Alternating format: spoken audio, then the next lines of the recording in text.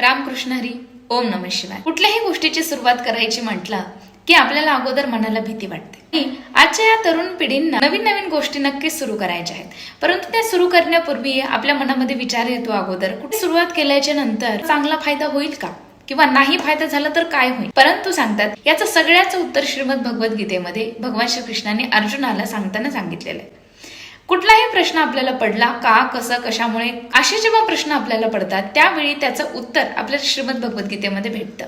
एखाद्या गोष्टीचा परिणाम कसा होईल, एखादी गोष्ट केली तर काय होईल, नाही केली तर काय होईल, असा पेच जेव्हा अर्जुनाला पडला होता. समोर युद्धाकरिता माझे उभे आहेत, ते माझेच आपतेष्ट आहेत, मी यांच्याशी युद्ध कसं करणार, जर मी यांच्याशी युद्ध केलं आणि जिंकलो तर काय, आणि हरलो तर काय, असे प्रश्न खूप त्याच्या मनामध्ये पडले होते.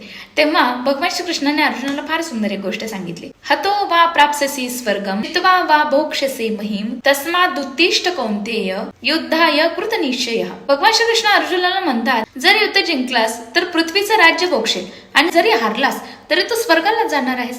त्याच्यामुळे हरणं किंवा जिंकणं याचा विचार करण्यापेक्षा तू अगोदर युद्धाला सुरुवात तर कर. याच्यातून भगवान श्रीकृष्ण आपल्याला काय सांगत होते, कशाची सुरुवात जर करायची असेल, हरणं किंवा जिंकणं याचा विचार न करता फक्त कर्म करत जाणं. रामकृष्ण हरी. ओम नमः शिवाय.